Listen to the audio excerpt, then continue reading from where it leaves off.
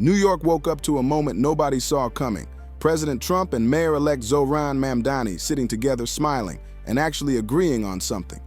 This wasn't just a handshake, it was a full switch-up from weeks of tension, and now the whole city is talking. The meeting happened inside the Oval Office, and instead of anger or insults, they both showed respect and talked about building a safer, more affordable New York. This moment hit different because it proved that even after rough words, two powerful leaders can sit down and talk about real issues that everyday people face. From political punches to polite handshakes, President Trump and Mayor-elect Zohran Mamdani exchanging pleasantries during yesterday's meeting. We got a lot more than I would have thought. I think I want him to do a great job, and we'll help him do a great job. This moment flipped the whole storyline. Trump and Mamdani went from throwing shots to showing respect, and that surprised everybody. Trump's tone was calm, welcoming, and focused on teamwork, and that sent a message. He's ready to cooperate if it helps New Yorkers feel safer and more stable. This meeting didn't look forced or awkward. It looked like two people trying to reset the energy and start fresh for the city's future. And that alone had social media buzzing non-stop. Right after the warm greeting, the conversation went straight into something every New Yorker feels: the cost of living. Mamdani didn't waste a second. He hit the biggest problems head-on, talking about rent, groceries, utilities, and all the daily bills that keep pushing people out of the city. And what shocked everyone was how focused both men were on real-life issues, not politics. This part of the meeting felt like a rare moment where the struggles of regular people were put front and center, and it showed that affordability isn't just a talking point. It's the pressure that hits millions of homes every single day. We spoke about rent, we spoke about groceries, we spoke about utilities, we spoke about the different ways in which people are being pushed out, and I appreciated the time with the president, I appreciated the conversation. I look forward to working together to deliver that affordability for New Yorkers. What Mamdani says here isn't political, it's personal. He's talking about the pressure families feel when every bill goes up but their paychecks don't.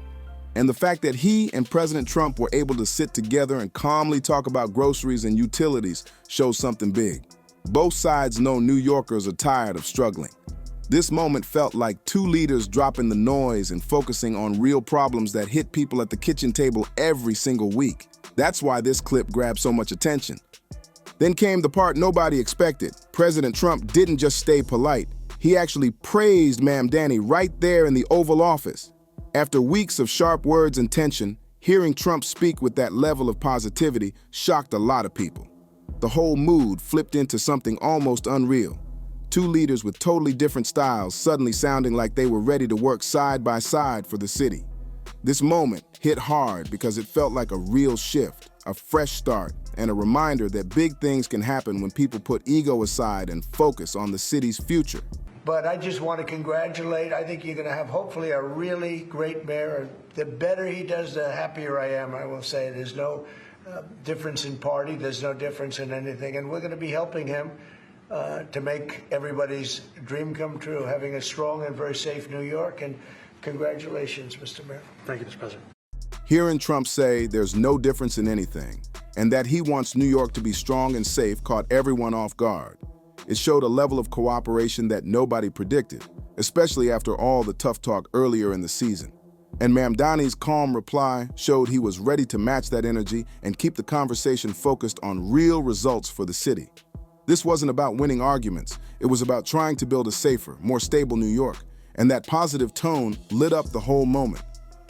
Just when the whole moment felt calm and cooperative, the journalist dropped the twist. This meeting only happened because Mamdani himself made the call. And what makes that wild is the history behind it. Not long ago, Trump had talked about possibly holding back federal funding if Mamdani won the election, which created a ton of tension in the city.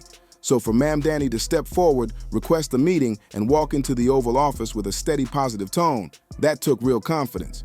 This final part of the story shows how fast things can change when leaders decide to talk face-to-face instead of talking at each other from a distance.